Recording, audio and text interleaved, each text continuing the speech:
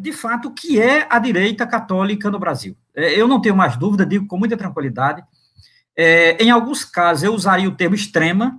Há, sim, uma extrema-direita católica, eu não tenho mais dúvida, não há mais. Você vê, tá tudo no YouTube, tá tudo em rede social, tá em grupos de WhatsApp, tá em revistas, tá em grupos que se apresentam dessa forma, e etc. Então, eu queria começar, eu vou fazer o seguinte, eu vou dizer o que é que eu vou dizer hoje, né? Eu vou tratar de algumas notas iniciais sobre o que é a direita católica, né, algumas notas, e depois eu quero tomar 3 grupos da direita católica mais conhecido hoje no Brasil, e a partir dos 3 grupos a gente discutir, porque os 3, um deles está atacando a atual campanha da fraternidade, né? Então, veja, algumas notas iniciais sobre o que é a direita católica, ou como se manifesta esse fenômeno, que eu não vou dizer que sempre existiu, porque a palavra esquerda e direita nem sempre existiu, é pós-Revolução Francesa. Então, basicamente, para mim, a ideia de direita católica é um fenômeno do século XX. É um fenômeno do século XX. Né? Então, veja, primeiro que nós percebemos é que há uma movimentação nítida, eu recomendo, inclusive, olha, eu estou há uma semana nas redes sociais, acompanhando, olha, tem documentários, textos, depoimentos, vídeos, palestras, aulas, né, desses grupos que eu vou citar no final. Eu vou trabalhar com 3 grupos só, né? Então, há uma movimentação dessas direitas católicas, essa direita católica e tal, às vezes eu uso no singular, às vezes no plural e tal, da direita católica, que nós podemos ver nas redes sociais, nas igrejas, e em diversas atividades. Eu diria que essa direita católica se torna mais ativa em 2013. Precisa dizer por quê, mas mesmo assim eu vou dizer, né?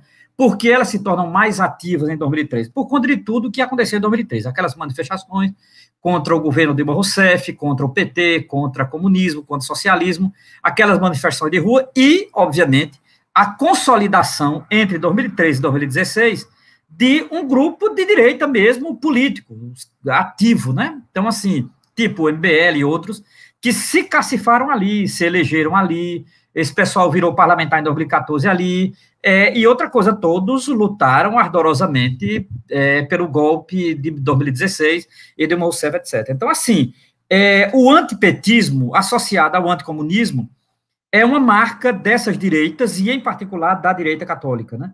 Eles criaram uma pauta para a sua mobilização. Eles têm uma pauta que eu não sei se é diária, mas é assim, é o que eu chamo de pauta constante para manter os seus fiéis de direita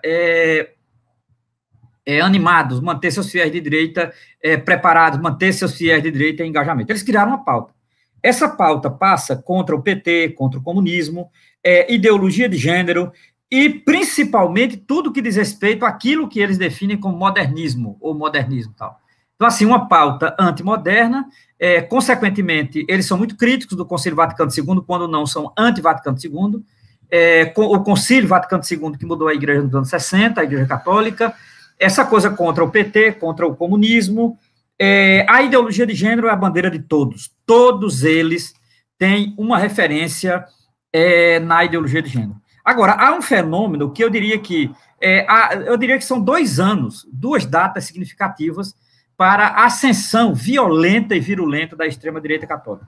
Primeiro, 2013, e segundo, 2018, que é a campanha e as eleições que colocaram Jair Bolsonaro na presidência da República, né? Aí eu diria, foi mais um momento significativo dessa movimentação das direitas dentro do catolicismo romano. Para você ter uma ideia, a direita católica, eu acho que foi o único momento que elas se uniram, foi para defender Bolsonaro contra Fernando Haddad. Então, elas se uniram todas, porque elas são muito divididas, inclusive, elas não trabalham junto, cada um tem carisma, tem forma, uns são mais radicais, etc e tal, né? Então, veja, essa direita católica, ela se uniu em torno de Bolsonaro, né? Até hoje defende essa coisa de arma, essa coisa de defesa da família, pelo menos a concepção de família que ele tem, essa coisa contra a corrupção, que é corrupto falando de corrupção, que é uma coisa estranhíssima, essa coisa virulenta, violenta, essa coisa animosa contra a população LGBT, esse ódio a homossexuais, a transexuais, essa coisa necrófila que acompanha esse discurso, porque uma das coisas que mais me choca nessa direita católica o elemento necrófilo deles, assim, eles são amantes da morte, eles são obcecados com a morte, eles eles têm algo com a morte que é muito cruel, e que, de fato, faz com que o seguinte, eles sejam mais seita do que propriamente cristão católico. Né?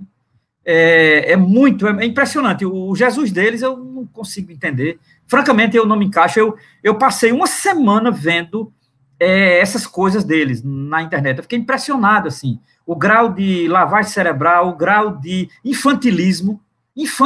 O cara um dos grupos que você está aqui é os Arautos do Evangelho. Aí tem um rapaz que diz, o fundador do Arauto do Evangelho é João Clá. Ele diz, João Clá olhou nos meus olhos e eu percebi Deus. Imagina que coisa infantil, um rapaz de 20 anos, assim. É lamentável. Eu não tenho o que dizer, tem coisa que constrange na alma, sabe? Se vocês quiserem, eu fiz uma lista dos vídeos. Eu não sei se vale a pena indicar aqui, porque são vídeos tão ruins, são ruins em conteúdo, né? São bem feitos, porque eles usam câmeras especiais.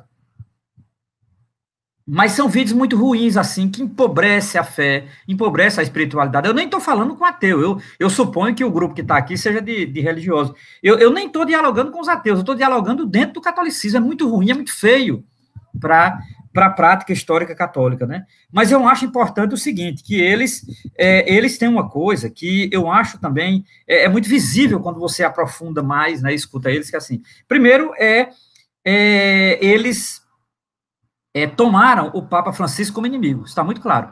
É por isso que eu acho que a possibilidade de um cisma é grande, porque quando chega ao Papa, é porque a coisa está muito grave, né? Então, eles só falam mal dos documentos do Papa. Hoje eu estava escutando um padre, que ele é de um grupo, ai meu Deus, o nome do grupo, é porque tem uma direita menor e tem aquela direita mais, elas são mais ricas, né? Mas tem esses grupos pequenos, que eu chamo de grupelhos de direita católica. Você tem os grupelhos de direita católica, que é um templário de Maria, uma coisa assim, um padre desse, que é de um grupo pequeno, chamado Templário de Maria, ele dizendo que o documento do Papa tem erros, que a ciência e tal. Engraçado, essa gente não acredita na ciência, fala mal da ciência, mas quando precisa argumentar alguma coisa, diz que a ciência já provou que o Papa está errado sobre questões ambientais. Isso é a coisa mais tola que tem, Primeiro porque esse padre não entende nada de ciência. E segundo, ele fala de ciência sem entender o que está falando, e ele aplica ao documento do Papa exatamente o documento mais forte. Ele poderia questionar a leitura teológica do Papa. Agora, questionar a leitura que o Papa faz do meio ambiente contemporâneo, o Papa tem consultores dos mais especializados que tem. O Papa hoje tem consultores para meio ambiente que é melhor do que mais da metade da universidade pública do mundo, das universidades do mundo. Então, assim, se é uma questão que o Papa está bem assessorado, o Papa Francisco, é em temas ambientais. Então, assim, eles não têm a menor condição de questionar isso. Isso é que me dói, um padre dizendo uma bobagem daquela, assim, tipo, dá vontade de você dizer, idiota, cale a boca. Porque, agora, claro, você vai ver a formação do cara, formou-se nesses seminários pequenos, esses seminários que mais doutrina do que forma, leu quase nada, deve ter lido alguma orelha de livro, decorou digamos, o manual da missa, decorou o Código de Direito Canônico, pronto. Mas não tem formação teológica, é muito fraco. Chega dói, entendeu? Então, essa é uma realidade. A crítica ao Papa Francisco é uma coisa perversa, mentirosa e triste, porque, assim, eles não conseguem perceber a importância do Papa para a igreja deles, que, assim, esse Papa é quem está sustentando a igreja. Esse Papa está sustentando a igreja, você não tem uma menor dúvida. Aqui está falando alguém que está na igreja há mais de 30 anos, tal.